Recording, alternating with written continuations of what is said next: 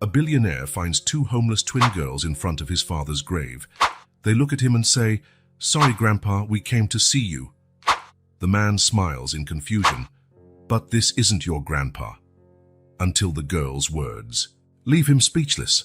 Autumn was painting the trees red and gold when Nathan Collins pushed open the iron gate of the cemetery.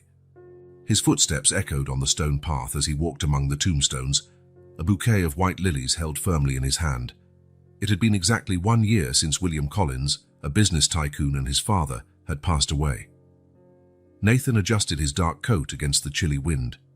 At 35, he ran a financial empire and lived alone in a mansion and rarely smiled. It was William Collins's perfect legacy, solid included. As he turned into the lane of the most imposing headstones, Nathan stopped abruptly. Someone was at his father's grave. Not adults, as he had expected, but two small girls. They had their backs to him, leaning over the black marble headstone where William Edward Collins shone in gold letters. Nathan frowned.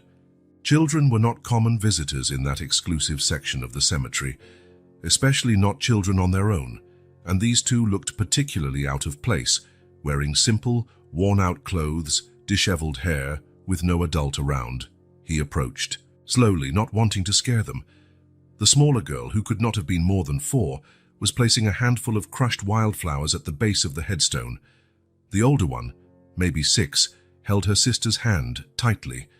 Nathan was just a few steps away from them when he clearly heard the little voice of the younger girl.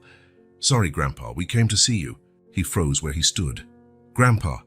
These children were calling his father their grandfather. The older girl knelt and smoothed the freshly laid earth in front of the headstone. "Mom couldn't come. She's sick." Nathan moved a few steps, closer. Dry leaves crackled under his shoes, warning the girls of his presence. They turned around quickly, their eyes wide as if they were 2 pairs of headlights. What Nathan saw almost made him recoil. The older girl had striking blue eyes, the exact same shade of blue he saw in the mirror every morning. Collins' eyes. "Hello," he said, trying to keep his voice steady despite the turmoil forming in his mind. "Are you visiting this grave?" The older girl nodded, without letting go of her sister's hand. Both watched him with a mix of curiosity and caution. "We came to see Grandpa," the older one said. Nathan felt a strange wave coursing through his body. He looked at the headstone, then at the girls, a confused smile forming on his face. "But this isn't your grandfather," he said, pointing to the headstone. "This is William Collins. He was my father." The girls did not look surprised. In fact, the younger one broke into a small smile, revealing baby teeth. "Are you Uncle Nathan?" asked the older girl, her blue eyes studying his face. Nathan felt as though he'd been punched in the stomach. "Uncle? How did these children know his name?" "How do you know who I am?" he asked, his voice weaker than he intended. "Mom has pictures of you from the newspaper," the girl answered. "She said you looked like Grandpa when he was younger." The world around Nathan started to spin. The pieces of a puzzle he didn't even know existed began to fit together. "Who is your mother?" he asked, almost dreading the answer. "Emily Carter," replied the girl. "She's in the hospital. The lady at the shelter let us come because Mom always wanted to, but she can't." The girl's words knocked the ground out from under him. Emily Carter. A name that meant nothing to him, but suddenly felt like it meant everything. If William Collins was these children's grandfather, and Nathan had no siblings, at least none he knew about. "You, what are your names?" he asked, his mouth dry. "I'm Lily," said the older one. "And she's Sophie. We're Grandpa Collins's granddaughters." Nathan looked at his father's grave, then at the girls, and back at the grave again. William Collins, the man he thought he knew, apparently had another child, a son or daughter. And these children would be his nieces. "Are you staying at a shelter?" he asked, noting once again the worn clothes and neglected appearance of the girls. Lily nodded. "It's just for now, until Mom gets better." Nathan couldn't say anything else. A whirlwind of questions flooded his mind. Who was Emily Carter? How did she know his father? Why had William never mentioned another family? And if these girls really were his granddaughters, that meant Nathan had a brother or sister he'd never known. Looking at those two small, apparently neglected children, Nathan felt his entire world shake. Everything he thought he knew about his family was suddenly incomplete. And the worst part, the only one who could explain everything was now lying silently beneath that cold marble headstone. Nathan couldn't sleep that night. The image of the two girls in the cemetery wouldn't leave his mind. Lily and Sophie, William Collins's granddaughters, his supposed nieces. Seated in his office, with the lights of Manhattan shining through the panoramic window, he spun a glass of whiskey between his fingers without drinking. If these girls were truly the daughters of a sister he never knew existed, why had his father never mentioned anything? William Collins was not known for being sentimental, but hiding an entire daughter. Emily Carter, he murmured to himself. He opened his notebook and typed the name into a search engine. Thousands of results appeared, but none seemed relevant. He added William Collins to the search. Nothing significant. After a few minutes staring at the screen, Nathan made a decision. He picked up the phone and dialed a number he rarely used. "Frank, it's Nathan Collins. I need an urgent favor." Frank Dawson was head of security at Collins Enterprises, a former police officer William had hired years ago. If anyone could find information on Emily Carter, it would be him. "I need you to find everything about a woman named Emily Carter. She has two small daughters, Lily and Sophie. It seems they're in some shelter in the city. And Frank, be discreet." After hanging up, Nathan kept his gaze on the city through the window. Why did those girls affect him so much? Maybe because for the first time in years, something had broken through the bubble of predictability in which he lived. The cell phone rang at 7 in the morning. Frank had done his job efficiently. "Mr. Collins, I found your Emily Carter. She's 28, works as a nurse at Mercy Hospital. She's been admitted for 3 days with pneumonia. Her daughters Lily, 6, and Sophie, 4, are temporarily at the Hope Shelter in Brooklyn." "Are you sure it's the right person?" asked Nathan, already getting dressed. "Positive. I found her birth record. Mother is Margaret Carter, deceased 5 years ago, father not listed." Nathan felt a chill down his spine. "Send me all the details and the shelter's address." 30 minutes later, Nathan was driving his own car across the Brooklyn Bridge, something he rarely did. He usually preferred using his drivers, but today he needed privacy. He followed the GPS instructions to a neighborhood of old buildings and cracked sidewalks. The Hope Shelter was in a red brick building that had seen better days.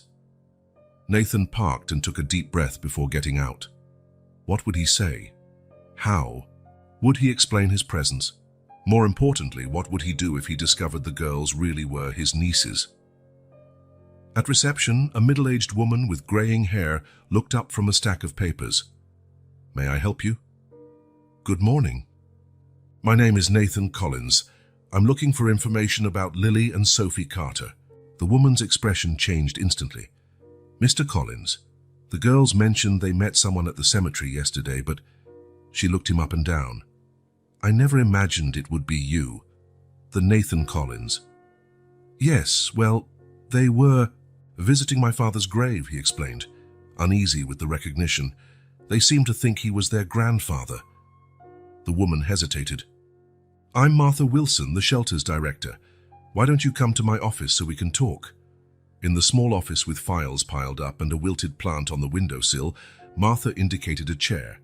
"The girls arrived 3 days ago, when their mother was hospitalized. Emily is alone with no close family.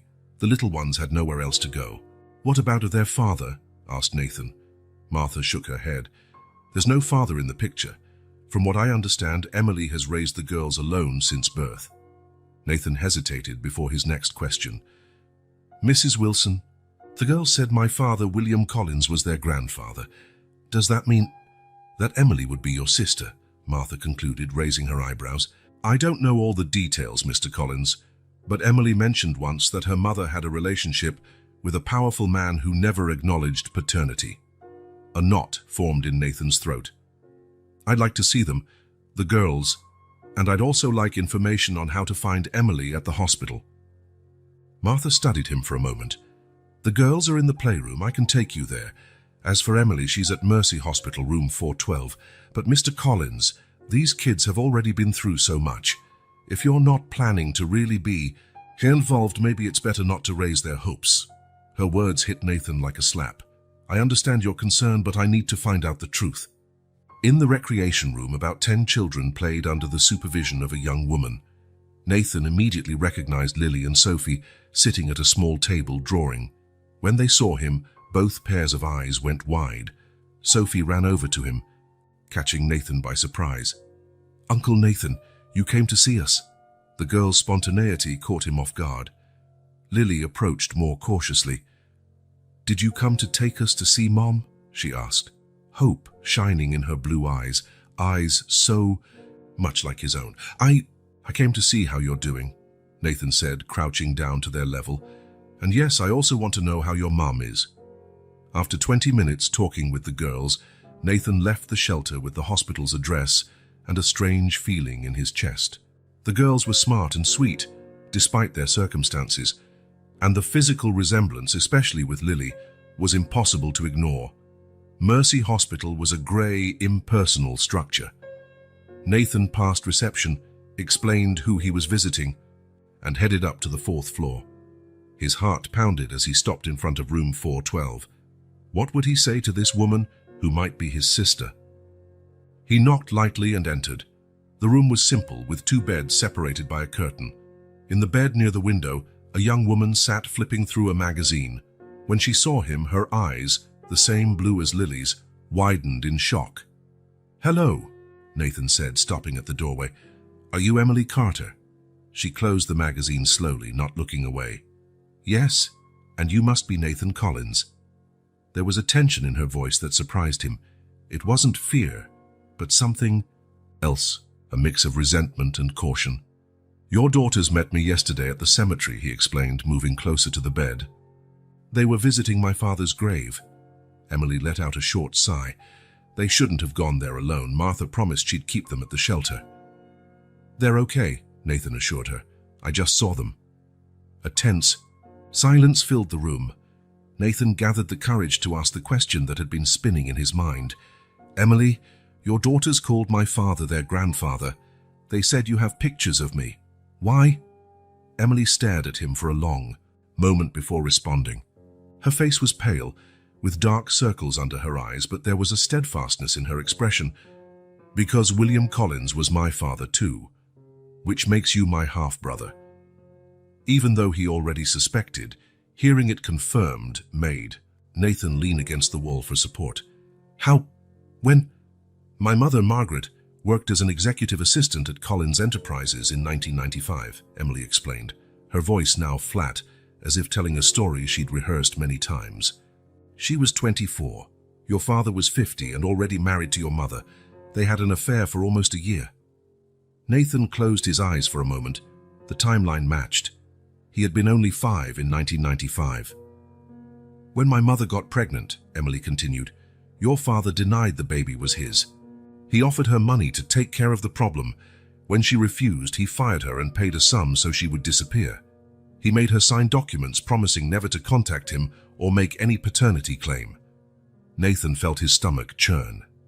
That sounded exactly like something William Collins would do. "How did you find out he was your father then?" "My mother never hid it from me. She kept newspaper clippings and photos of him at events. She always told me who my father was, even if he wanted nothing to do with me."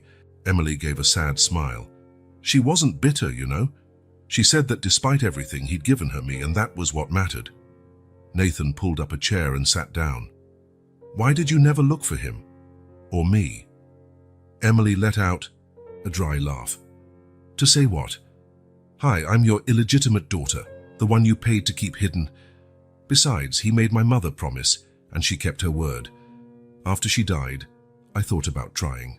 But then I found out I was pregnant with Lily. Priorities change." "What about the girl's father?" Emily's face hardened. "He's not in the picture. Never was." Nathan absorbed everything in silence. His father, the great William Collins, had hidden a daughter for decades, paid for a woman's silence, and then abandoned her while she was pregnant. "When I found out William had died," Emily continued, I considered going to the funeral, but it felt wrong. He never wanted me in life. Why would he want me in death? But I promised the girls that someday I would take them to see their grandfather's grave. I just never imagined it would happen this way. Nathan looked at this woman he had just met, who carried the same blood as he did. A half-sister. His father had deliberately hidden. Emily, I had no idea. If I'd known, what would you have done? She asked, her tone now challenging. Would you have sought me out? I highly doubt it. You Collins are all the same. You only care about the empire, about appearances. That's not fair, Nathan protested. I never knew about you until yesterday. And now that you know, what do you want? Emily adjusted herself on the bed, eyeing him with distrust. Why are you here, Nathan? Guilt? Curiosity?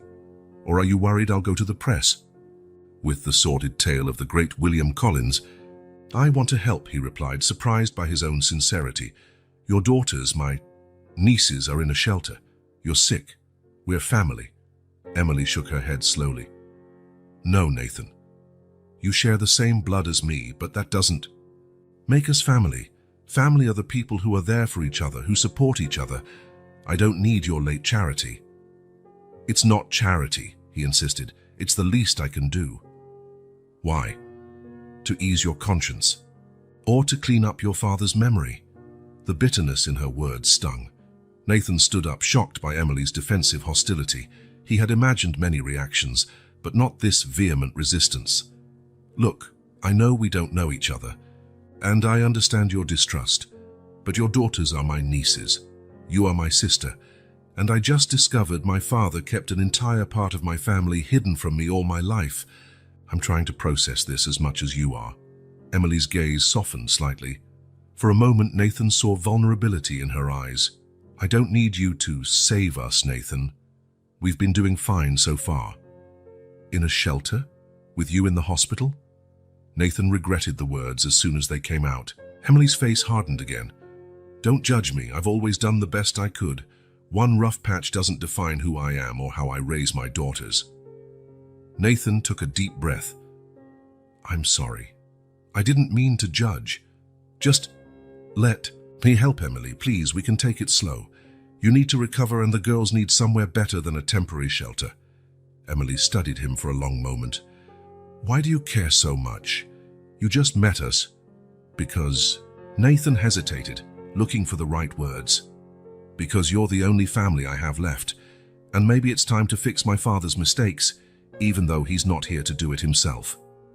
A heavy silence filled the room. Finally, Emily spoke, her voice calmer. Let's get one thing straight, Nathan. Accepting your help doesn't mean I trust you, and it doesn't mean you suddenly have the right to make decisions about our lives, if I even decide to accept it. Nathan nodded slowly. I understand. It's your choice, but I want you to know I'm here now, and I won't disappear. Emily did not reply, but there was something different in her gaze. It wasn't acceptance, not yet, but maybe it was the first step towards something neither of them could define. Nathan spun a pen between his fingers as he stared at his computer screen without really seeing it. 3 days had passed since his meeting with Emily at the hospital, and he couldn't stop thinking about her and the girls. The thought that he had a family he never knew he had haunted him like a shadow. The intercom on his desk rang, interrupting his thoughts. Mr. Collins, Mr. Davidson from the board, is here for the 10 a.m. meeting. Send him in, Claire, Nathan replied, straightening his tie and trying to push Emily out of his mind. Robert Davidson, Collins Enterprises legal director for over 20 years, entered the office with his usual rigid posture. At 60, he was one of the few executives who had worked directly with William Collins and stayed on after his death. Nathan, he greeted with a formal nod, I received your email about the Asia contracts, but I confess I'm more curious about the other matter you mentioned. Nathan motioned to the chair in front of him. Thanks for coming, Robert. Yes, I have a delicate issue to discuss. Davidson placed his briefcase on the table. Does it have to do with you investigating a woman named Emily Carter? Nathan froze. How do you know that? Frank Dawson spoke to me yesterday. He was worried you might be getting scammed by some con artist. Davidson leaned forward. Nathan, who is this woman? For a moment, Nathan considered lying, but something in him refused. She's my father's daughter, my half-sister. Davidson's face visibly paled. That's impossible. It's not. William had an affair with her mother in 1995. He paid for her to disappear when she got pregnant. Nathan watched the lawyer's reaction carefully. But you already knew that, didn't you, Robert? Davidson adjusted his glasses, clearly uncomfortable. Your father consulted me about some confidentiality agreements back then, but he never confirmed he had a daughter. Well, he did. And now she has 2 daughters, my nieces.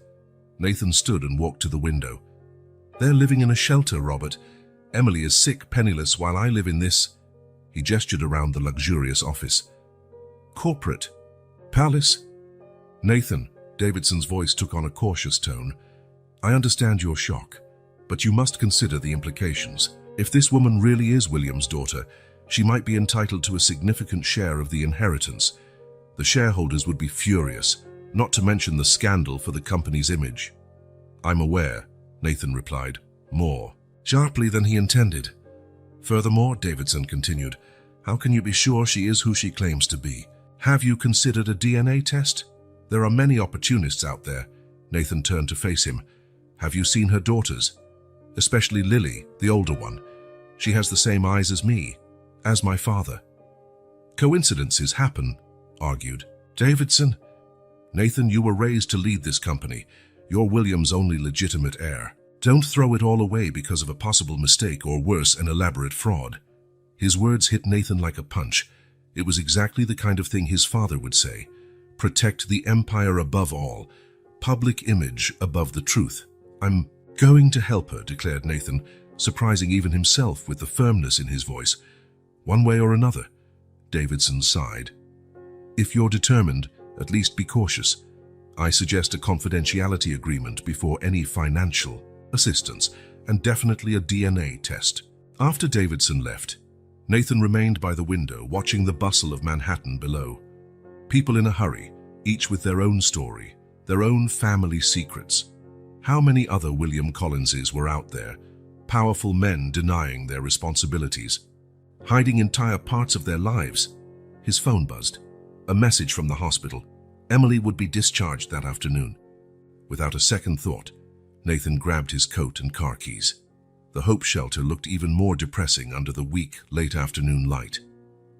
Nathan parked in front of the brick building and took a deep breath before stepping out. He had spent the whole day thinking about what he would say to Emily, how he could persuade her to accept his help. Martha Wilson greeted him with a tired smile. Mr. Collins, what a surprise. Emily just got back from the hospital. She's in room 14 with the girls. How is she? Nathan asked. Better, but exhausted. She insisted on leaving the hospital today, even though the doctors recommended more time. She's stubborn, worried about the bills, about the girls. Nathan nodded, feeling a mix of admiration and frustration. May I see her? Martha led him through the narrow hallways to a door at the end of the corridor. She knocked lightly and opened it. Emily, you have a visitor. The room was small, with 2 single beds and a bunk bed. Lily and Sophie were sitting on the floor playing with worn dolls, while Emily arranged some clothes in a dresser. When she saw Nathan, her face showed surprise, then suspicion. Girls, Martha said, why don't you help me prepare some snacks for everyone? Sophie jumped up excited, but Lily looked at her mother, hesitant. It's okay, sweetheart, Emily assured. Go with Mrs. Wilson.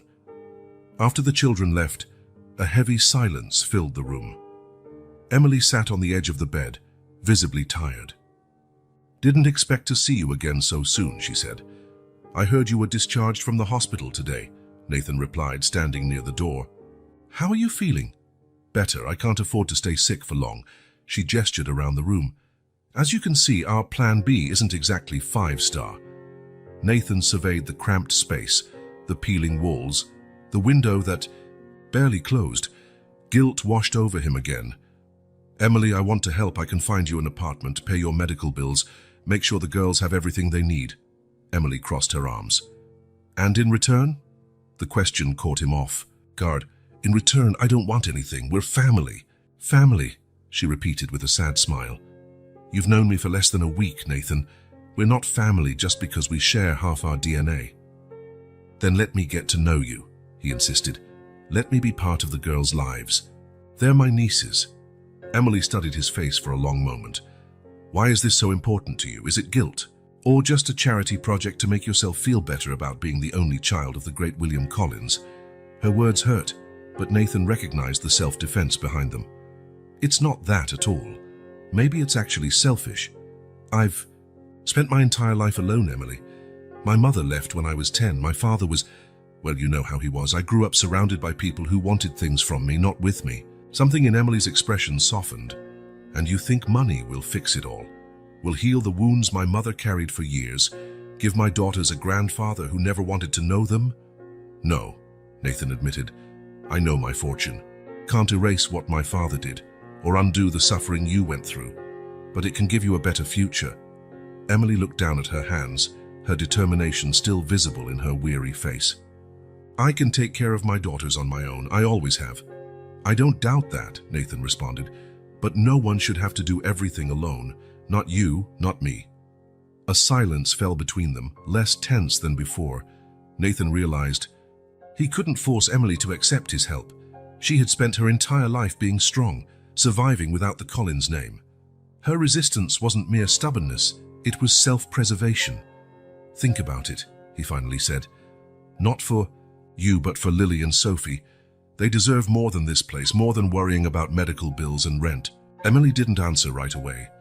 When she did, her voice was quieter. I'll think about it, but I'm not promising anything. For Nathan, that was enough. For now. He set a business card on the dresser. My personal number. Call me when you decide or if you need anything. Leaving the shelter, Nathan felt a strange mix of emotions. Part of him feared Emily would never call, that she would reject his help outright. Another part feared the opposite, that she would accept, and he wouldn't know how to be the brother she needed. As he drove back to Manhattan, the skyscrapers rising on the horizon like sentinels of his privilege, Nathan knew that, no matter what Emily decided, his life would never be the same. William Collins's secrets had changed everything, and now he had to decide what kind of man he would be, a copy of his father or someone entirely different. Nathan couldn't sleep. For the third night in a row, he found himself on the terrace of his apartment, gazing at the illuminated city below. His encounter with Emily at the hospital had shaken him more than he expected. A sister, nieces, a family he never knew existed. He took a sip of his whiskey, letting the amber liquid burn his throat. Part of him wanted to help Emily and the girls immediately, get them out of the shelter, offer them a comfortable home, pay the medical bills, ensure the girls got a good education. After all, he had enough money for several lifetimes. But another part hesitated. What if he was acting too hastily? What if Emily really didn't want his help? What if he got too involved and ended up disappointed? Or worse, what if he disappointed? The girls? His phone rang, interrupting his thoughts. It was Frank Dawson. Mr. Collins, I have the information you requested about the Hope Shelter. Frank's deep voice sounded tired even over the phone. It's a decent place, mostly funded by private donations. They take in families in temporary crisis for a maximum of 3 weeks. 3 weeks. Nathan frowned. Then what? Then, the families have to find somewhere else. Emily Carter and the girls have been there for 5 days. She's been in the hospital for 3 of those. Nathan thanked him and hung up. 3 weeks wasn't much time. Emily would be weak after pneumonia, possibly unable to work for a while. Where would they go next? He looked at the city again, thinking of Emily's defensive stare. She didn't want his charity. She'd made that clear. But what if there was another way? One that respected her pride but still offered real help?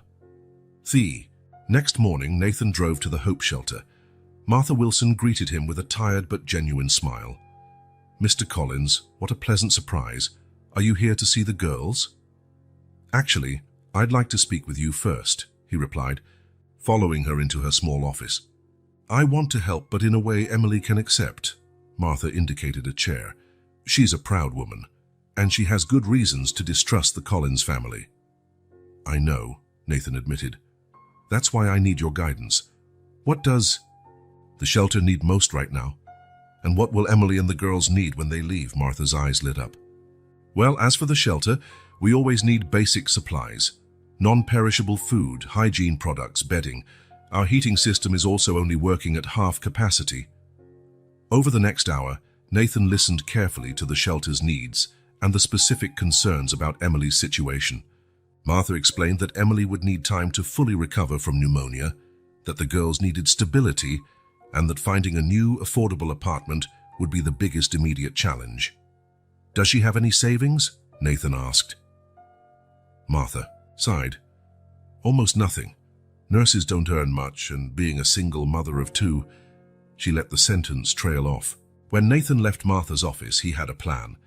It wouldn't be easy, and Emily would probably still resist, but it was a start.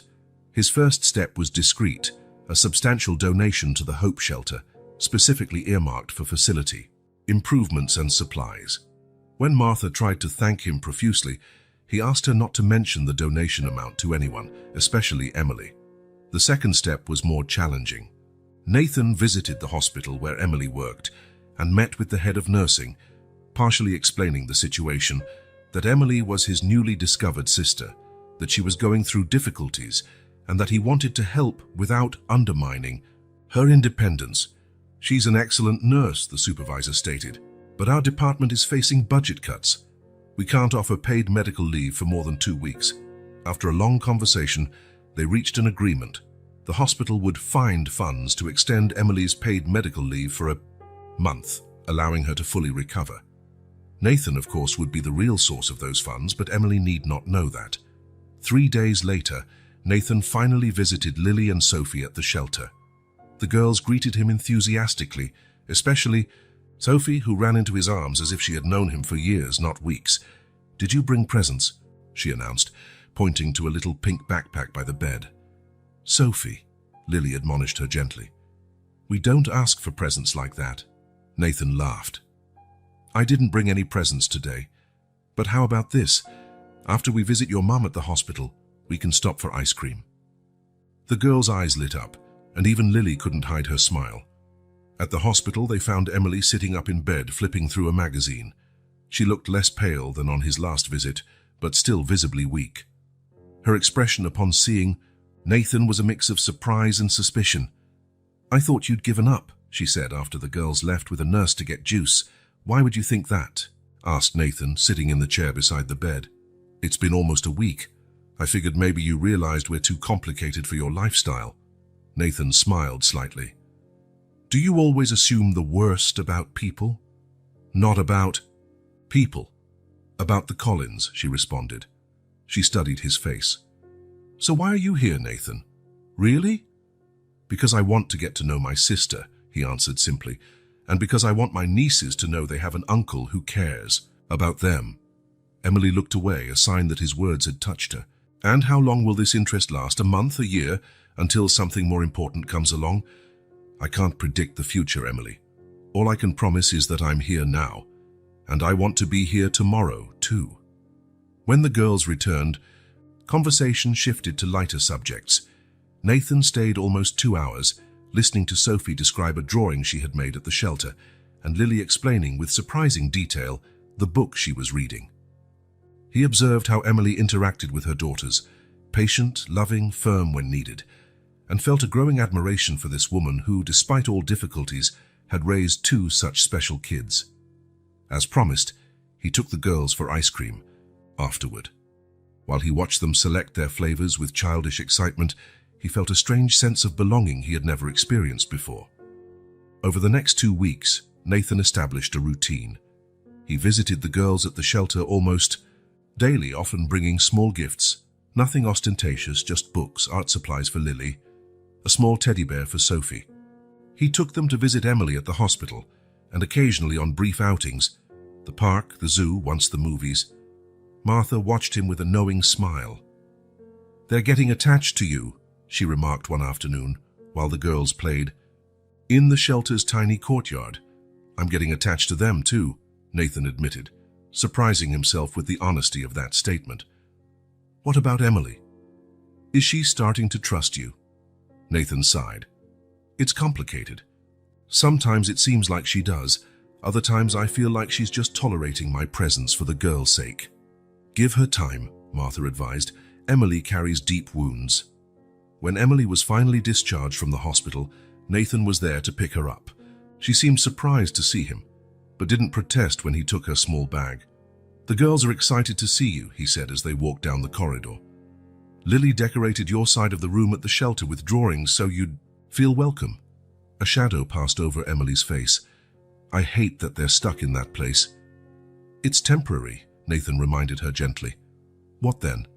I don't have the money for a new apartment deposit. I barely have enough for rent. Nathan hesitated. This was the moment he'd been waiting for, but he needed to be careful. About that, he began cautiously. Maybe we could talk when we get back to the shelter. Emily gave him a wary look but nodded. At the shelter, after an emotional reunion with her daughters, Emily finally sat down with Nathan in a quiet corner of the common room. So what did you want to talk about? She asked directly. Nathan took a deep breath. I found a few apartments for rent that might interest you. Safe neighborhoods near decent schools, reasonably priced. Emily raised an eyebrow. And how exactly do I pay for the deposit? Or the rent, considering I'll still be on medical leave for a while? As for the deposit, Nathan chose his words carefully. I'd like to help. As an advance, not a gift. You can pay me back whenever you can, no rush. And why would you do that? Because we're family, he said simply, and families help each other. Emily studied him for a long time, as if trying to decipher his true intentions. What if I never manage to pay you back? Then don't, that's not the point. To his surprise, Emily didn't reject the idea outright. I'll think about it, she said at last. That was more than Nathan expected. A small step, but a significant one. In the following days, Emily slowly began to warm to the possibility of accepting Nathan's help. Together, they visited some of the apartments he had found. They were modest places, nothing luxurious, but clean, safe, and definitely better than the shelter. Emily chose the simplest, most affordable one, a two-bedroom apartment in an older but well-maintained building, with a small green area where the girls could play. When Nathan handed over the check for the deposit and first month's rent, Emily seemed to struggle inwardly. This doesn't mean I agree with everything, she said, finally accepting the envelope. I will pay it back. I know, Nathan replied, resisting the urge to say it wasn't necessary. During the move, which mainly consisted of taking the few bags and boxes they owned, Nathan realized how little they really had. The apartment, though small, felt empty. We need furniture, he commented while Emily organized some clothes in a built-in closet. I'll buy it piece by piece, she replied. Beds are the most important right now. Everything else can wait. Nathan wanted to argue, to offer to furnish the entire apartment, but he knew that would be too much. Instead, he suggested, what if I bring some basic items? A table, chairs, maybe a couch. I have some extra furniture in storage. That wasn't entirely true, of course, but it sounded better than offering to buy everything new. Emily hesitated, but the thought of her daughters sitting on the floor to eat made her relent. Just the basics, she emphasized. The next day, Nathan arrived with a delivery truck carrying used furniture, recently purchased but intentionally made to look second-hand. A simple dining table with 4 chairs, a comfortable couch, a dresser for the girls' room, and a few lamps. Emily watched the delivery with an expression that was hard to read. These look pretty new for extras, she commented after the movers left.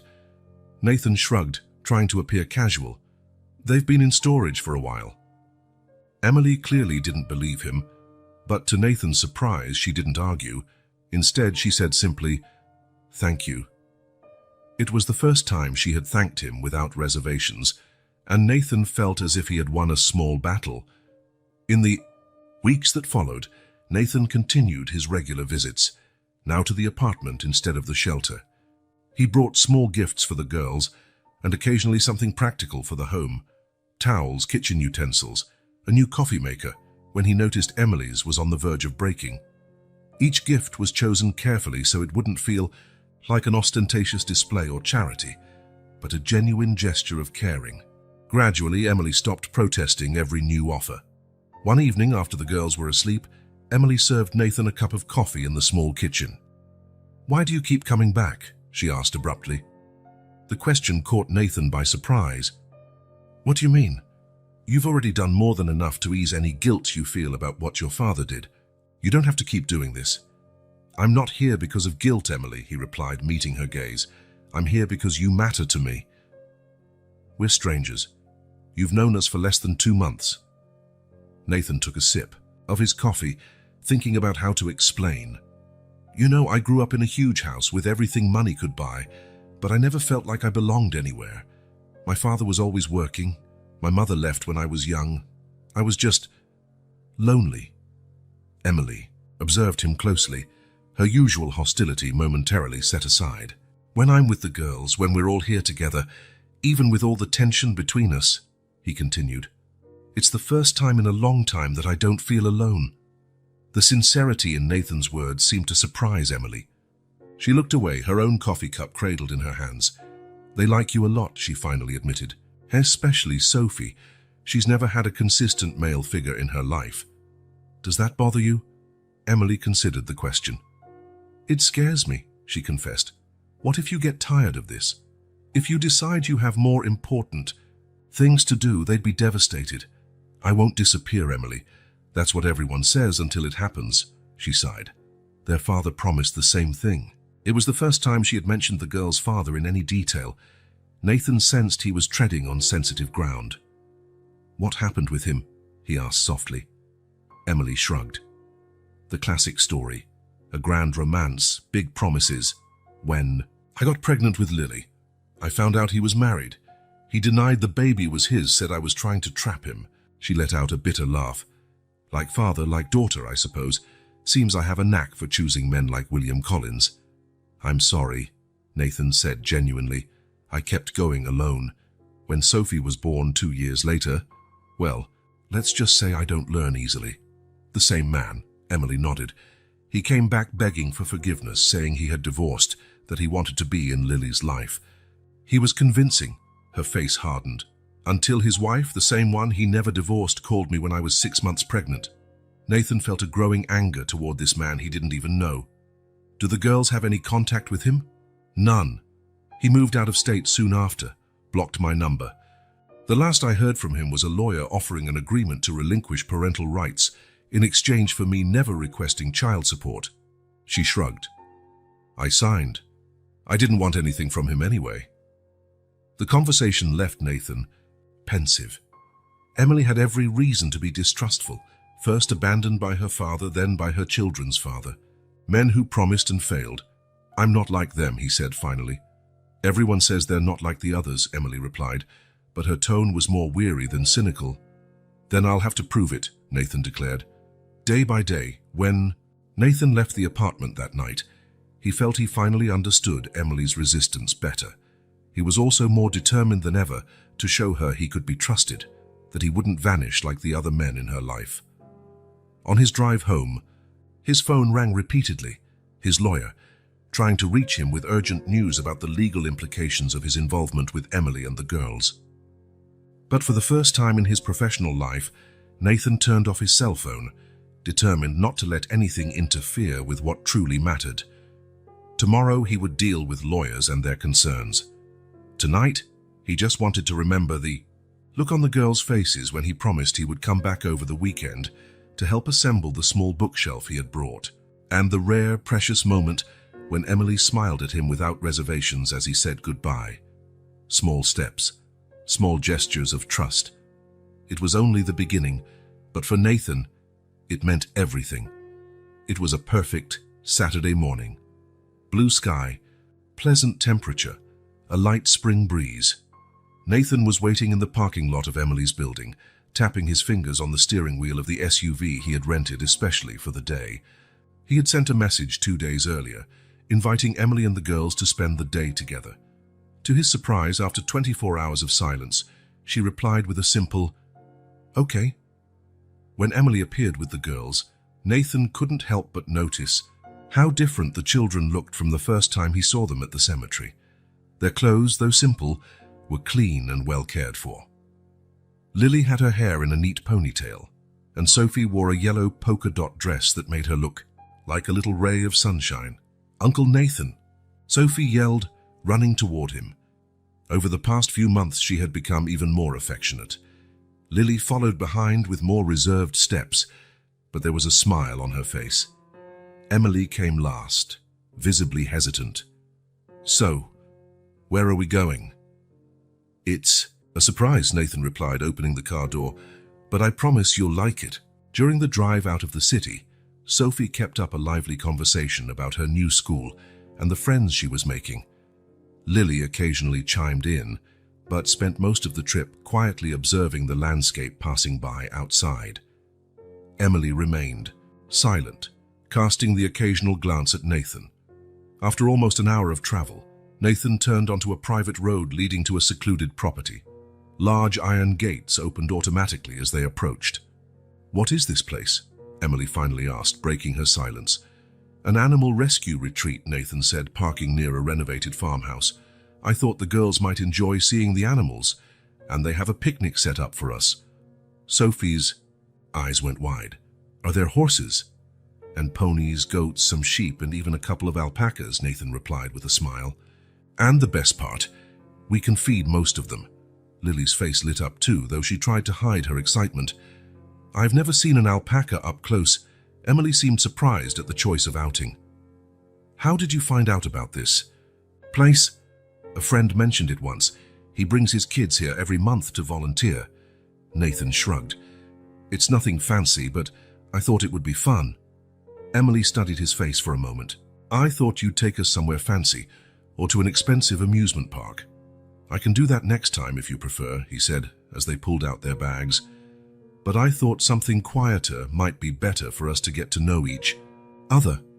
A middle-aged woman wearing rubber boots and a straw hat came out to greet them. "Mr. Collins, welcome. I'm Martha, the head caretaker, and these must be the girls you told me about. Ready to meet our four-legged friends?" The next few hours passed like a dream. Sophie squealed with delight at every new animal, while Lily proved surprisingly adept with them, especially a stubborn pony that, according to Martha, rarely let anyone near. Nathan watched Emily gradually relax, first just watching her daughters, then joining in the fun. When she laughed out loud, seeing Sophie try to imitate an alpaca's sound, Nathan felt something warm in his chest. It was the first time he'd really seen her happy. During the picnic, seated on a large checkered blanket under a leafy tree with a view of the horse pasture, conversation flowed more naturally than ever. "How did you know Lily would love the animals?" Emily asked as the girls explored a nearby vegetable garden with Martha. Nathan bit into an apple. "She has a lot of books about animals. I noticed the last time I was at your apartment." Emily looked surprised. "You paid attention?" "Of course, why wouldn't I?" Emily was silent for a moment, fiddling with her sandwich without eating. Not even their father noticed what they liked. It was the first time she mentioned the girl's father. Nathan felt her tension, so he decided not to press it. "They're lucky to have you," he said simply. Emily looked at her daughters in the distance. "I always wanted to give them what I never had, stability, presence. My mom did her best, but she worked so much." "What was your mother like?" Nathan asked quietly. Emily smiled, a sad and nostalgic smile. "Strong, stubborn. She never let herself cry in front of me, but sometimes I heard her at night when she thought I was asleep." "Because of my father?" Emily nodded slowly. "She loved him, you know. She really did. It wasn't just some starstruck employee in love with a powerful boss, like he probably told his lawyers." Nathan lowered his eyes. "He never told me anything about it, or anyone else as far as I know. He just acted like you never existed." A heavy silence settled between them. Emily took a deep breath before continuing. "My mom kept all the news about him, newspaper clippings, magazines. When he died, she'd already been gone 3 years, but I continued the habit. I guess part of me always hoped, I don't know, for some kind of acknowledgement, some sign." "I'm sorry," Nathan said, feeling the weight of a guilt that wasn't his, but which he carried anyway. "It's not your fault," she replied, as if reading his thoughts. "You were also a victim of his silence in a way." When the girls returned, carrying small pots with flower seedlings they'd planted in the garden, the conversation shifted to lighter topics, but something had changed between Nathan and Emily. A small barrier had fallen. Later, they fed the sheep together, and Nathan managed to snap a perfect photo of Emily laughing as a goat tried to eat her blouse. When he showed her the picture, she looked surprised. "I don't even remember the last time I saw myself smiling like that." "You should smile more," Nathan commented. "It suits you." A slight blush colored Emily's cheeks, and she turned her attention back to Sophie, who was calling them over to see a baby rabbit. On the drive back to the city, the girls fell asleep in the back seat, exhausted from so much activity. The silence in the car was comfortable until Emily spoke, her voice almost a whisper, so as not to wake her daughters. "I found something yesterday. I was organizing some boxes of my mother's stuff that were stored at a friend's place, and I found an envelope I'd never seen before." Nathan glanced at her briefly before focusing on the road again. "What kind of envelope?" Emily reached into her purse and took out a slightly crumpled manila envelope. "Letters and some documents my mother kept." She hesitated. "They're about your father and her. Things I didn't even know." Nathan felt his heart speed up. "Do you want me to see them?" Emily stared at the envelope for a long moment. "I do, but not here, not now. Could you come over to the apartment tomorrow night, after the girls are asleep?" "I'll be there," he promised. By the time they arrived at Emily's building, it was already dark. Nathan helped carry the sleeping girls up to the apartment. After tucking them into bed, he found Emily in the small living room. "Thanks for today," she said, for the first time sounding genuinely appreciative. "It was special for them." "And for you?" Nathan ventured. Emily smiled slightly. "Yes, for me too. You're not what I expected, Nathan Collins." "What did you expect?" "Someone more like your father, I guess," Nathan felt. Those words like an unexpected compliment. "See you tomorrow night, then." Emily nodded, clutching the envelope to her chest. "At 9. The girls will be asleep by then." The following night, Nathan arrived right on time. Emily opened the door wearing simple clothes, jeans and a blue t-shirt, with her hair loose, something he rarely saw. "They fell asleep quickly tonight," she said, inviting him in. "They were exhausted from telling everyone at school about the animals." The living room was lit only by a corner lamp, creating a more intimate atmosphere. On the coffee table sat the manila envelope, along with 2 cups of tea. "I spent the day wondering if I should show you this," Emily admitted, sitting down on the sofa. "They're very personal things of my mother's. If you'd rather not, you don't have to," Nathan said, sitting at a respectful distance. Emily shook her head. "No, you have the right to know. It's your family, too." She took a deep breath. "Besides, I found something that might explain why your father never looked for us, even after he was widowed." Nathan watched as she opened the envelope carefully, as though handling delicate relics. She pulled out a few sheets of paper, some yellowed with age. "This is a letter my mother wrote to William, but never sent. It's dated 2 weeks before she was let go," Emily explained, handing the letter to Nathan, whose hands trembled slightly as he took it. The handwriting was delicate and clear. Nathan began to read silently. "William, I know what I'm about to say will change everything between us, but I can't keep this secret any longer.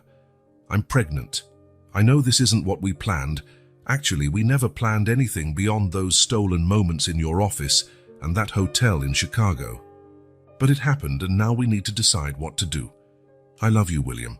I've been discreet about our relationship, as you asked. I understand your position, your family, but this baby is part of both of us, and I can't pretend it doesn't exist." The letter went on, alternating between declarations of love and pleas for understanding. Nathan felt a lump in his throat as he imagined the young woman writing those hope-filled words, not knowing what fate awaited her. "She never sent it," Emily explained. "She decided to tell him in person. That's when he offered her money to solve the problem." Nathan handed back the letter, feeling ashamed of his father's actions. "I'm sorry." "There's more," Emily continued, picking up another document. "This is the confidentiality agreement she signed. Look at Clause 3. Nathan examined the legal document, recognizing the standard format used by his father's lawyers. Clause 3 stated that Margaret Carter could not, under any circumstances, contact any member of the Collins family, including William himself, his wife, or his son. If she violated the agreement, she'd have to return all the money plus a penalty, Emily explained. My mother used that money to start over. to give us a life. She couldn't risk losing it all. Nathan shook his head, incredulous at his father's calculated coldness. But after he was widowed, that's where it gets even more. Surprising, Emily interrupted, picking up another sheet. This is a report from a private detective dated 2015, a year after my mother died. Nathan took the paper, confused. It was a professional report detailing Emily Carter's life. Then 19, a nursing student, working part-time in a diner.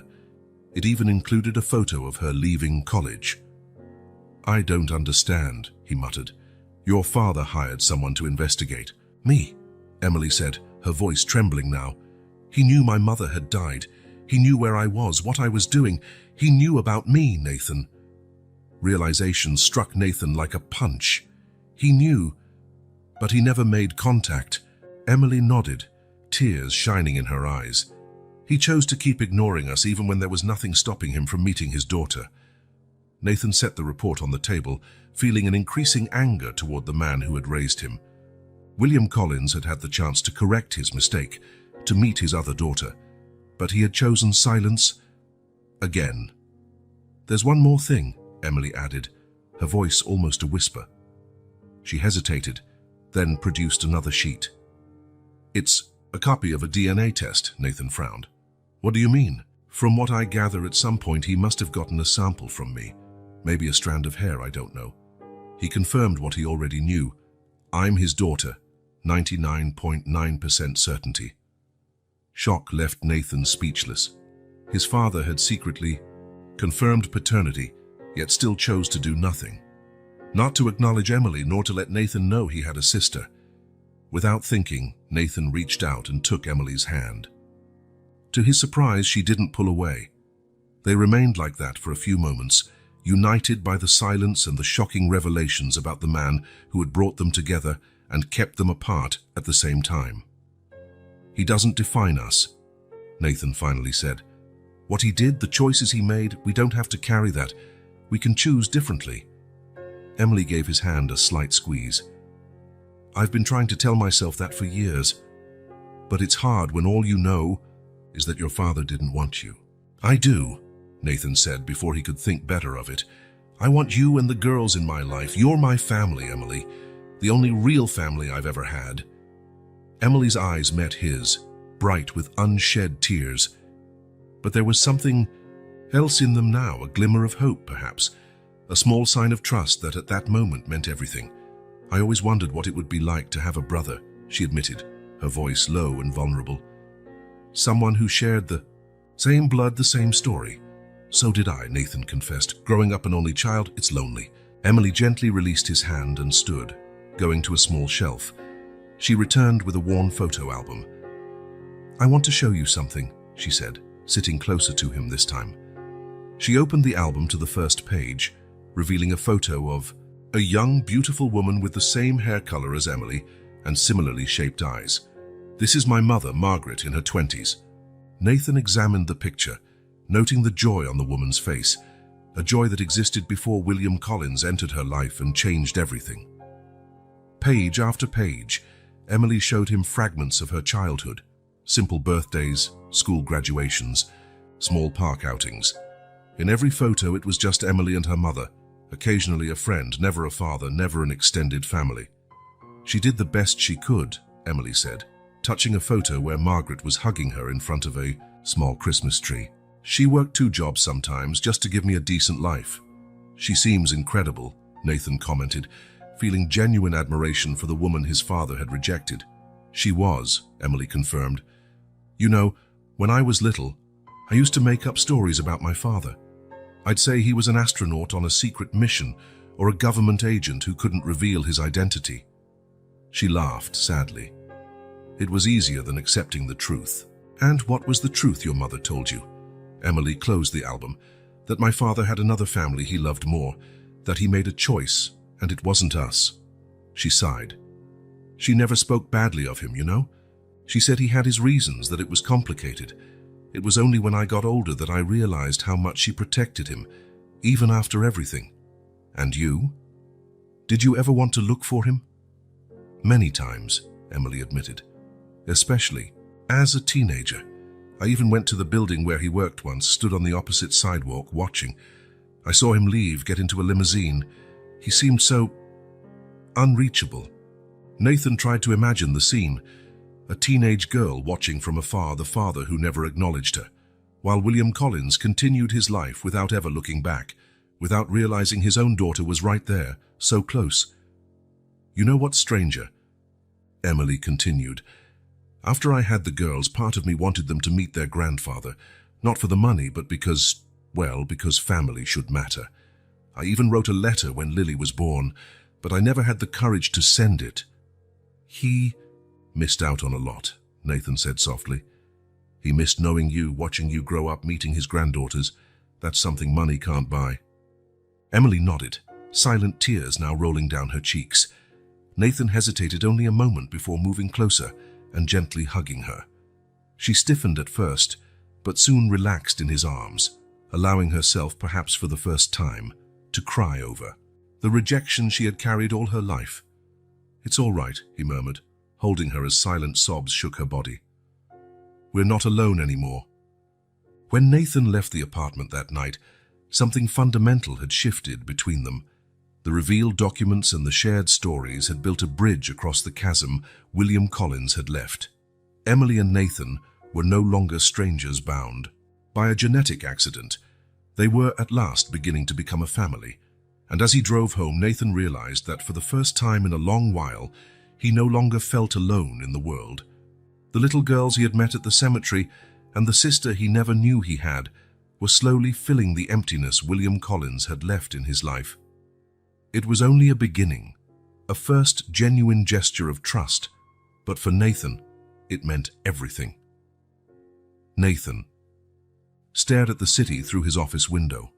The view of Manhattan was stunning, gleaming skyscrapers, the river in the distance, millions of lives moving in sync. It was an empire of concrete and glass, not unlike the empire William Collins had built and left to him. The phone rang for the fourth time. It was Davidson again, insisting on discussing the board's serious concerns about his involvement with Emily and the girls. Nathan let it ring until it went to voicemail. In recent weeks, something had changed in him. The night Emily showed him her mother's documents, the proof that William Collins knew about his daughter, had done a DNA test and still chose to deny her, had awakened something in Nathan. Anger, yes, but also resolve. He would not be like his father. He would not make the same mistakes. He sat in his leather chair, turning to face the photo on his desk. It was an image he had taken at the animal rescue retreat. Sophie laughing as she petted a rabbit, Lily focused on brushing a pony, and Emily watching her daughters with a gentle smile. He'd had it framed the week before, replacing the formal picture of his father that had always occupied that spot. The contrast could not be more striking. William Collins had always looked at the world through the lens of profit and expansion. Family was a social obligation, a name to be maintained and protected. Until a few months ago, that had seemed normal to Nathan. It was all he knew. Now, looking at the smiling faces in the photograph, he realized there was something more. Something his father had never understood, or understood and rejected. The simplicity of belonging to someone, of having people who cared about you for who you were, not for what you owned or represented. His personal phone buzzed with a text from Emily. Lily got the lead role in the school play. She's trying not to show it, but she's super excited. Performance in 3 weeks. Nathan smiled. 3 weeks was enough time to rearrange his schedule, even if it meant postponing the meeting with the Japanese investors. A few months ago, that idea would have been unthinkable. Now it seemed like the only possible choice. His response was immediate. Wouldn't miss it for anything. She'll do great. When his office door opened without warning, Nathan already knew who it was. Davidson rarely bothered to knock when he was worried, and lately, he always seemed worried. Nathan, we can't postpone this conversation any longer, the lawyer said, placing a thick folder on the desk. The board is demanding answers. Rumors about your newly discovered family are spreading. And? Nathan raised an eyebrow, his voice calm. And? Davidson looked genuinely perplexed. You're jeopardizing everything your father built. Collins Enterprises has always been about stability, predictability. These recent developments are making shareholders question your commitment. Nathan observed the man before him, grey-haired, impeccably dressed, loyal to William Collins's legacy until the end. Davidson probably knew about Emily from the start. Maybe he had even advised Nathan's father to bury that secret. My commitment, Nathan repeated each word slowly, is exactly where it needs to be. Right now, we have to focus on what's best for the company, Davidson insisted. The agreement I proposed would settle everything quietly. A generous sum to Emily Carter and her daughters, in exchange for permanent confidentiality. Nathan stood feeling a strange calm despite the tension of the moment. Robert, how long did you work with my father? 30 years? The lawyer seemed confused by the sudden change of subject. 32. Then you must have known him well. Tell me, was he happy?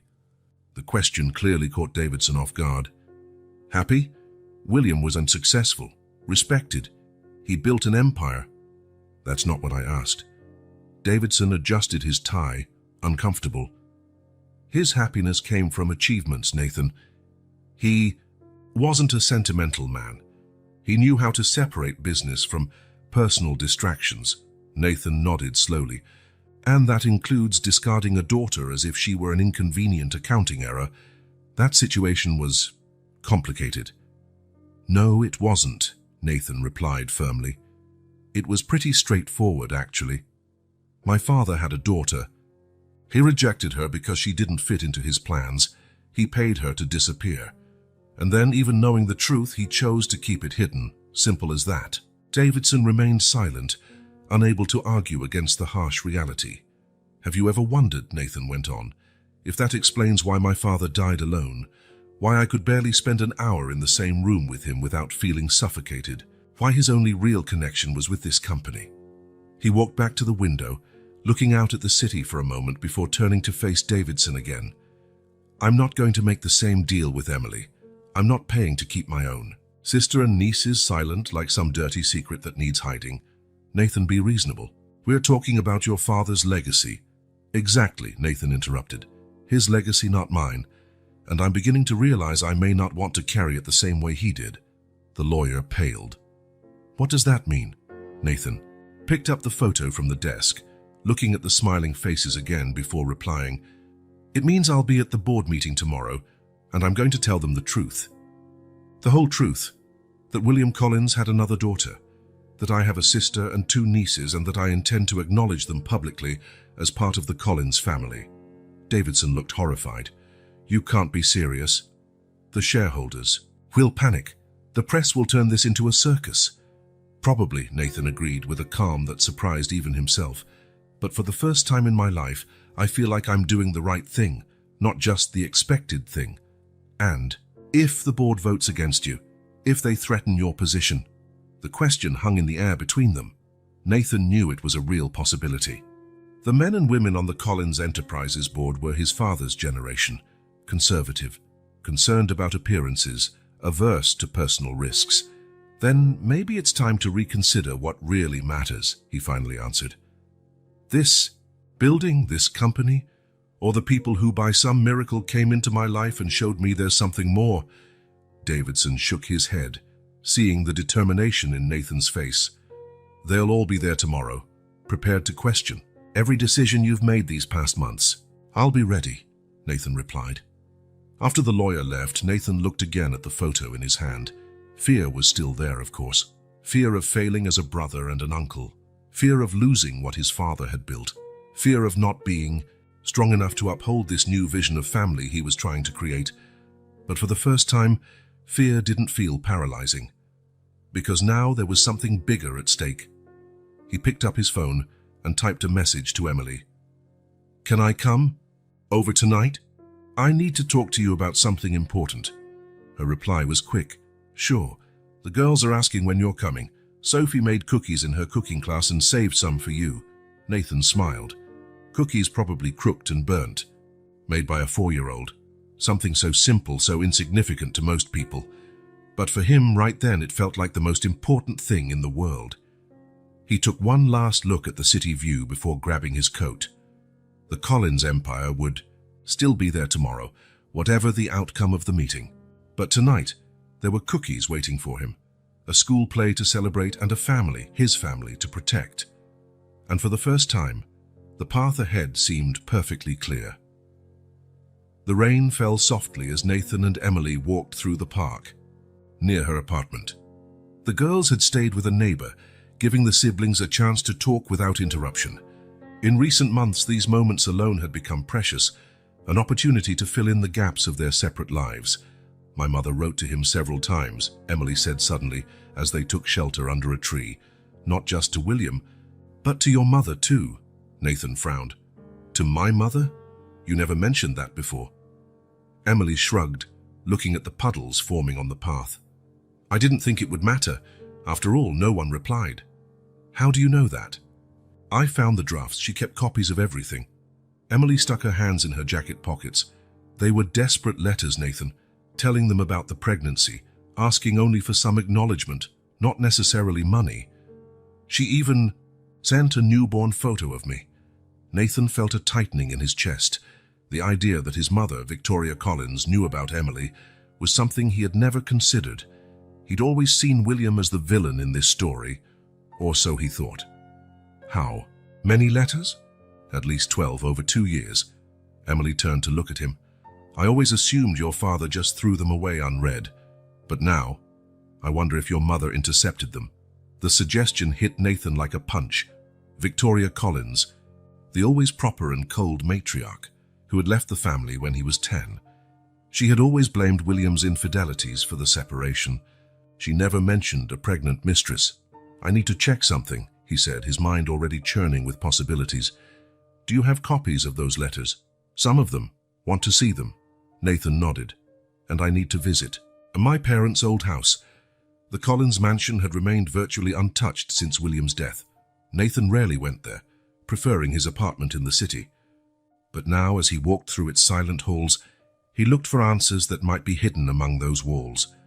His mother's office, a room William had never remodeled after she left, was exactly as she had left it. Shelves of books, an elegant desk, and that mahogany chest that was always locked in the corner. Nathan remembered asking about it as a child, only to receive evasive answers. It took almost an hour of rummaging through drawers to find a small golden key hidden in a secret compartment in the desk. When he finally opened the chest, his heart raced. Letters, dozens of them organized by date, some still in their original envelopes, others carefully unfolded. The handwriting was unmistakable, the same as the copies Emily had shown him. Letters from Margaret Carter to Victoria Collins, begging for compassion from one woman to another. Nathan sat on the floor, reading letter after letter, each word intensifying his anger. His mother had known, she had always known. She had not only ignored the desperate pleas of a pregnant woman, but had actively concealed Emily's existence.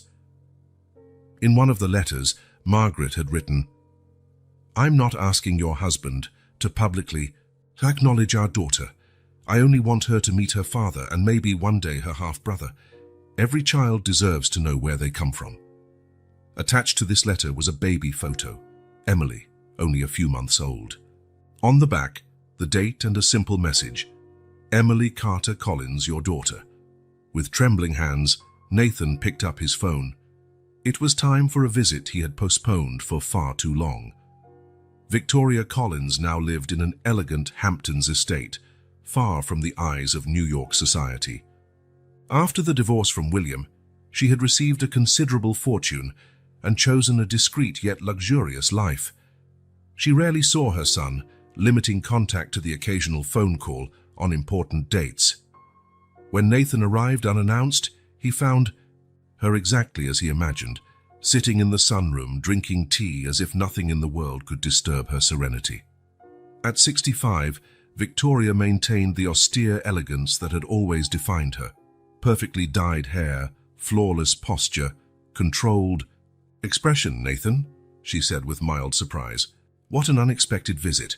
He did not respond to the formal kiss she offered. Instead, he set a bundle of letters on the tea table.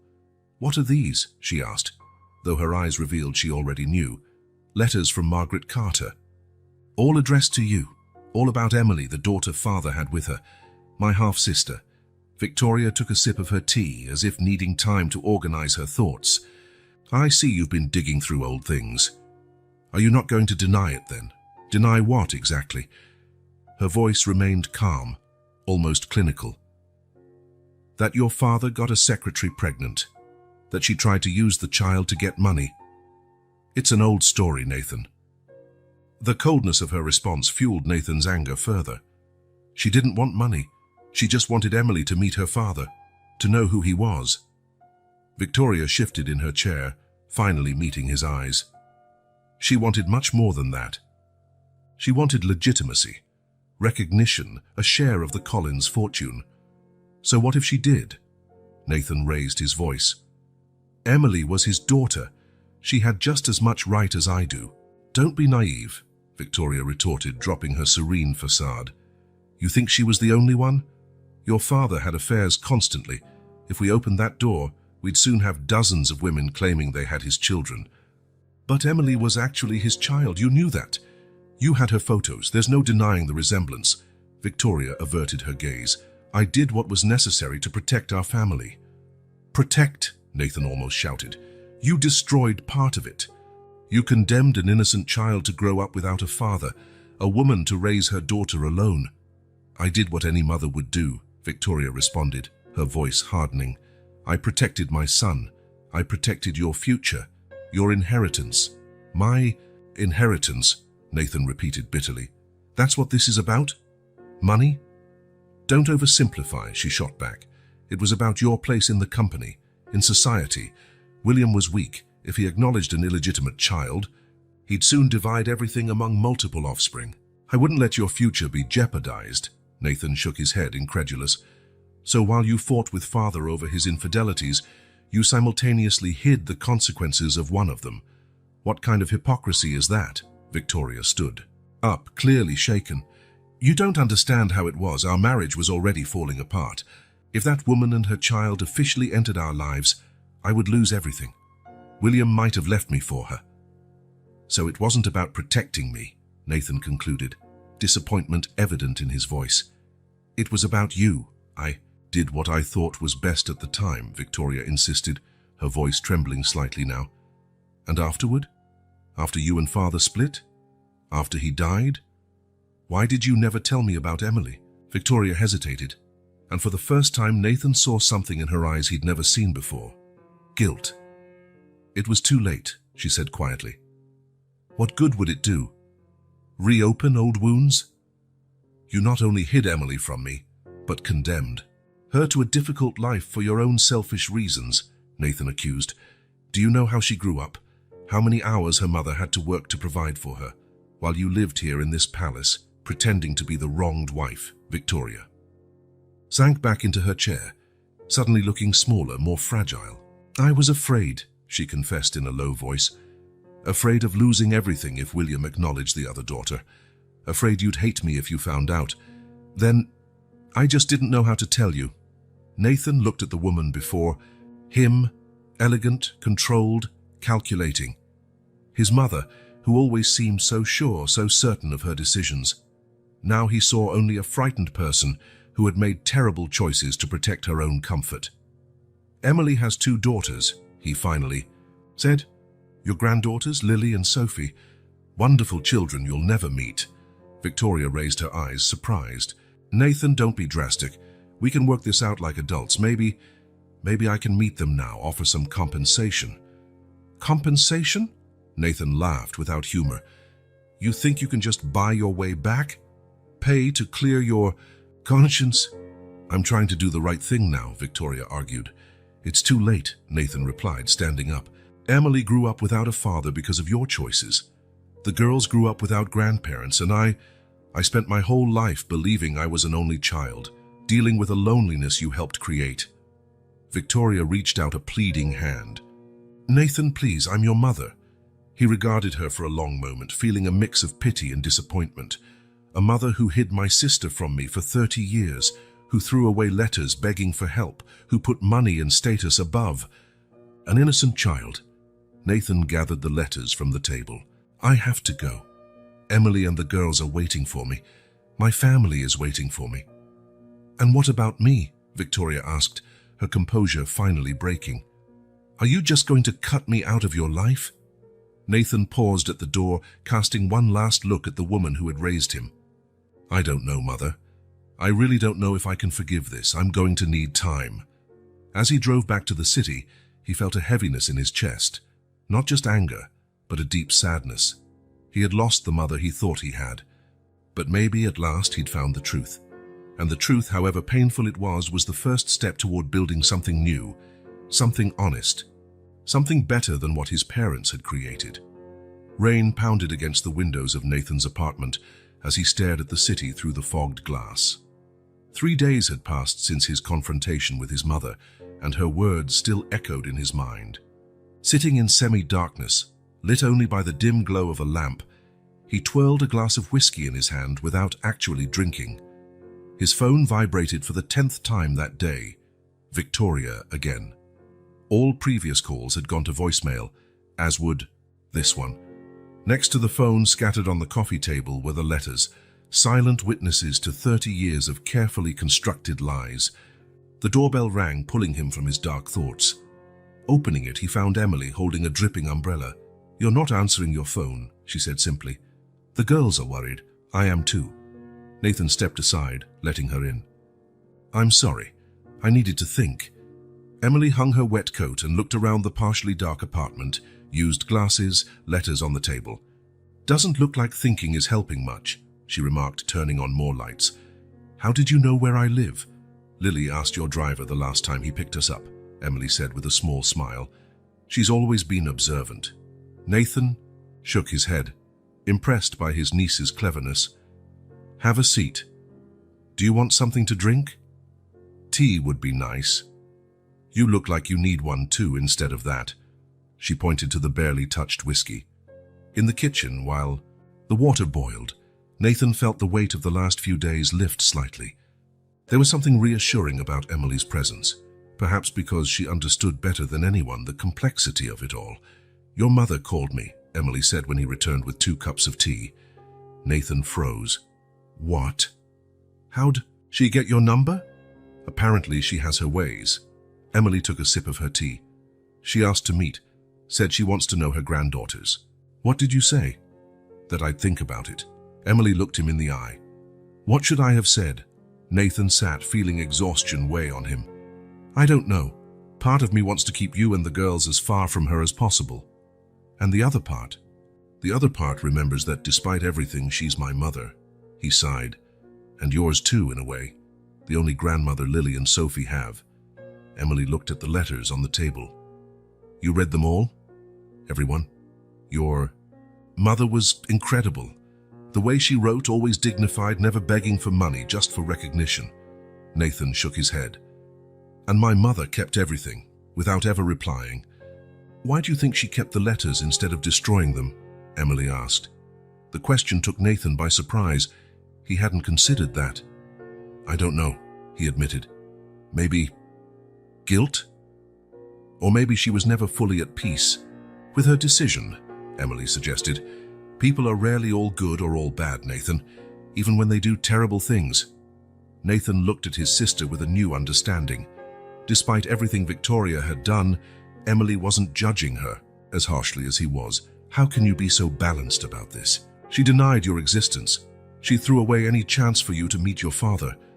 Emily thought for a moment. "I spent years being angry. At your father, your mother, the system that let a wealthy man just discard his responsibilities. But anger, it just consumed me from within. It changed nothing." She gently touched one of the letters. "When I had the girls, I realized I needed to decide who I wanted to be, what example I wanted to set, resentment or forgiveness, bitterness or hope." She met Nathan's eyes. "I chose the harder path, but the only one that allowed me to move on." "You're suggesting I should forgive my mother?" "I'm suggesting you need to process your feelings before making any final decision," Emily replied. "Forgiveness doesn't mean approving of what was done. It means freeing yourself from carrying that anger." Nathan remained silent, absorbing her words. After a few moments, he asked, "How are the girls?" "Missing their favorite uncle," Emily answered, with a gentle smile. Sophie asks every day when you're coming back for dinner. A warmth spread through Nathan's chest at her words. In just a few months, these little children had become such an essential part of his life that the thought of disappointing them felt unbearable. You know what you need? Emily stood decisively. Time away from this apartment. Away from business, away from all this pressure. I have responsibilities, Emily. Yes, and one of them is taking care of yourself. She crossed her arms. Take a few weeks off. Have a real vacation for the first time in your life. Spend time with us. Nathan hesitated. The company's directors are pressuring for a final resolution on you all. And what do you want to do about us?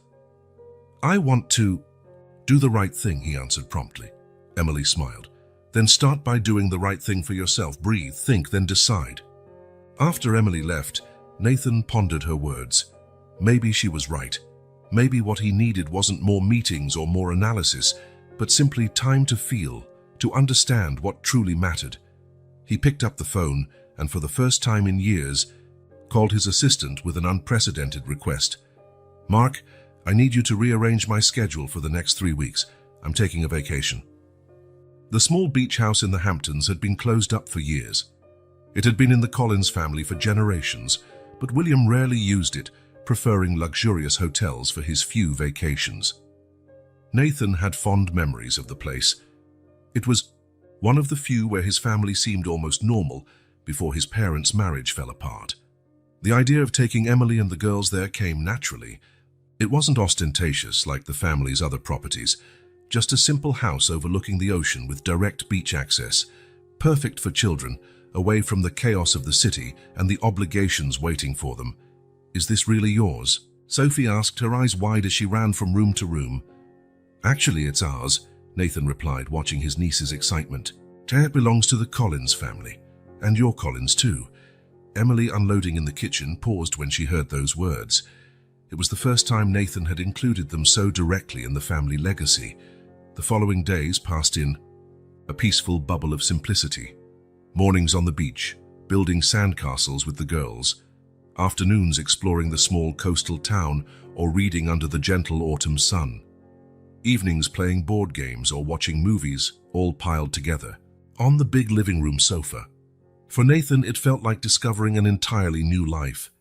No meetings, no constant phone calls, no pressure about decisions affecting thousands of jobs. Just him, his sister, and his nieces, living moments he never imagined could be so fulfilling. One such moment occurred on the beach, when Lily, normally reserved, sat next to him as they watched Sophie chase seagulls. Uncle Nathan, she began seriously, are you going to stay with us forever? The innocent question struck right to the core of his reflections. Why do you ask that, Lily? She drew circles in the sand with her finger. Because important people always leave. Nathan felt a pang in his heart. Who left, Lily? Dad did. The grandpa we never met. Mom's grandma. Adults always promise to stay, but then they disappear. In that moment, Nathan truly understood the impact of abandonment across generations. William had abandoned Emily. The girl's father had abandoned them, and now Lily feared the same pattern would repeat. Lily, I can't promise to be physically present every single day, he answered carefully, but I can promise that I'll always be your uncle. I'll always be part of your life. I'll always be a phone call away if you need me. That's a promise I won't break. The girl studied him for a long moment, with that intensity so reminiscent of Emily. Do you really promise? With all my heart, Nathan replied, extending his pinky. Lily hooked her pinky around his, sealing the pact with the seriousness that only a 6-year-old could grant a promise. That night, after the girls were asleep, Nathan and Emily sat on the porch, watching the waves in the moonlight.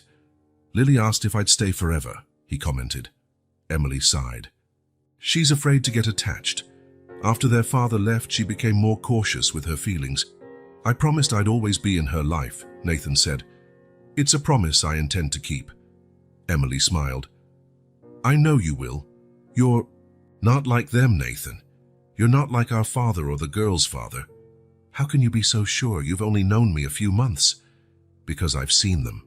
Men like our father, who see people as disposable pawns in their power games. She looked him in the eye. You could have done the same. You could have offered us money in exchange for silence. You could have simply disappeared from our life. But you're here, building sandcastles with my daughters and making promises you plan to keep." Nathan felt a weight lift from his shoulders. "When I found the girls at the cemetery, I thought it was just guilt over something my father did. But now," he searched for the right words, "now I realize you're the family I've always wanted. A real connection, not based on obligations or appearances, even with all the problems we bring, especially with them," Nathan replied, smiling. "Real people have real problems. That's what makes them, well, real." When they returned to the city after 2 weeks, Nathan was different, calmer, more centered, and absolutely sure about his next steps. The Collins Enterprises conference room was full when Nathan walked in.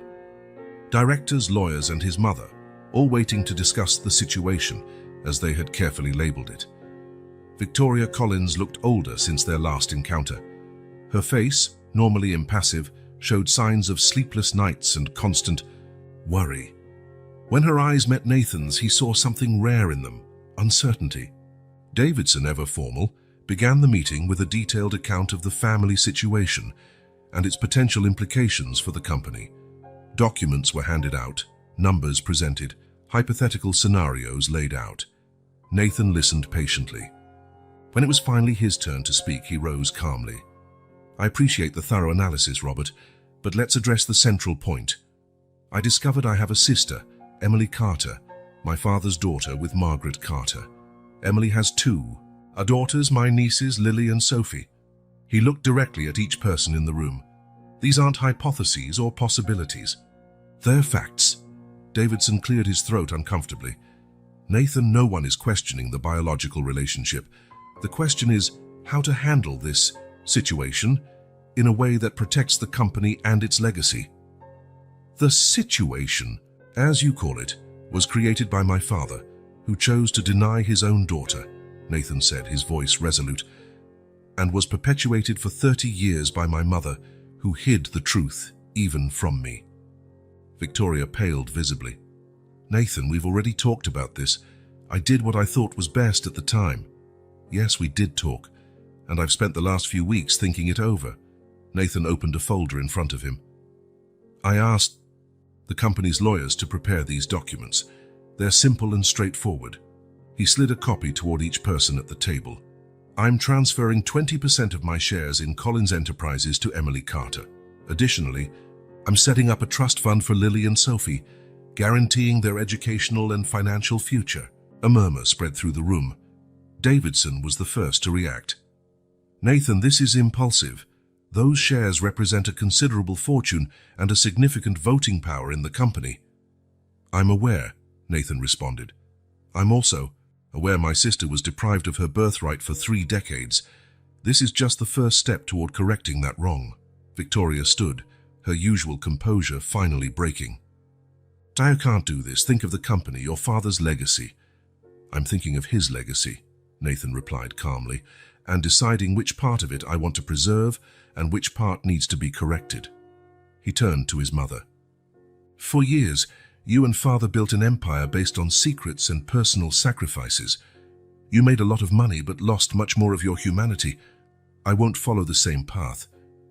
The directors began voicing their objections, talking about the impact on share prices, public perception, potential instability for the business. Nathan listened patiently, then spoke again. "My decision is made. The documents are prepared and will be filed today. You can work with me to make this transition easier, or I can find a new management team that will." The firmness in his voice silenced even the most vocal opponents. One by one, the directors and lawyers began to leave the room until only Nathan and Victoria remained. "Why are you doing this?" she asked, her voice more vulnerable than he had ever heard. "Is it to punish me?" Nathan shook his head.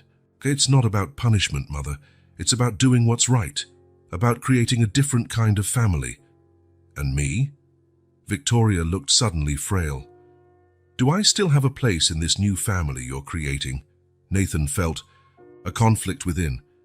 Part of him wanted to cut all ties with the woman who had lied to him his entire life, but he remembered Emily's words about forgiveness, about choosing the harder path. "That's up to you," he finally answered. If you're willing to get to know Emily and the girls genuinely, without judgment or manipulation, maybe there's a way forward. Victoria nodded slowly, unshed tears in her eyes. When can I meet them? When they're ready, Nathan replied, and that might take time. Trust isn't rebuilt overnight. A week later, Nathan parked his car in front of an elegant house on a quiet street in Brooklyn. It wasn't a mansion, but a spacious, comfortable home with a small front yard and a backyard. Perfect for a family with 2 young children.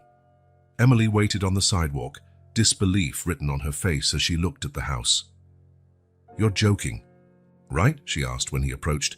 Nathan handed her a folder. "Deed, keys, all the necessary documents. The house is in your name." Emily shook her head, visibly moved. "Nathan, it's too much. First the company shares, now this." "It's not too much," he interrupted gently. "It's what should have been yours from the start. A fair share of the Collins legacy." "I don't know what to say." "Say, you'll accept, that you'll leave that cramped apartment and give the girls a yard to play in, their own rooms, a safe neighborhood." Emily looked again at the house, then at her brother. "Why? Why are you doing all this?" Nathan smiled. "Because we're family. Because Lily and Sophie deserve stability. And because you deserve a new beginning." At that moment, the girls ran out of the car. Sophie immediately clung to Nathan's legs, while Lily gazed at the house with wide eyes. "Are we going to live here, Uncle Nathan?" Sophie asked, jumping with excitement. "Yes, Princess, this is your home now," Lily approached cautiously. "Forever, forever," he confirmed, remembering the promise he'd made on the beach. Emily finally smiled, giving in to the emotion of the moment. "Want to show us around, former owner?" As they walked up the path, Nathan felt a calm certainty settle in his heart. Collins Enterprises would go on, adapting to the changes he had put in motion. His mother would have time to reflect on her choices and perhaps someday build bridges with the family she had denied. As for him, he finally understood where his true legacy lay. Not in the buildings bearing the Collins name, not in bank accounts or corporate shares, but in the bonds he was forming with these 3 people who had come into his life so unexpectedly. In Lily, with her precocious wisdom and observant eyes. In Sophie, with her contagious joy and spontaneous hugs. And in Emily, the sister he never knew he needed, whose strength and capacity for forgiveness inspired him to be a better person. As he watched the girls dart from room to room, exclaiming over their new bedrooms and the swing in the backyard, Nathan realized he had found something far more valuable than any fortune, a place where he truly belonged. A family built not out of obligation or blood alone, but by choice, by effort, by genuine love. It was a new beginning for all of them. A future free from the secrets and lies of the past. A path rooted in the trust they had carefully nurtured. Conversation by conversation, moment by moment, Emily approached him as they watched the girls explore the backyard. "Thank you," she said simply, her voice full of emotion. "Not just for this," she gestured to the house, "but for not giving up on us when it would have been so easy to do so." Nathan smiled, feeling a peace he had never known before. "I should be the one thanking you, for showing me that family is so much more than a name or an inheritance. Here's where you find your home." As the sun began to set, painting the sky in oranges and pinks, Nathan knew he had finally found his true inheritance, not in the company vaults or in his father's business dealings, but in the smiles of his nieces and the acceptance of his sister. An inheritance no amount of money could buy, and one no secret from the past could ever destroy.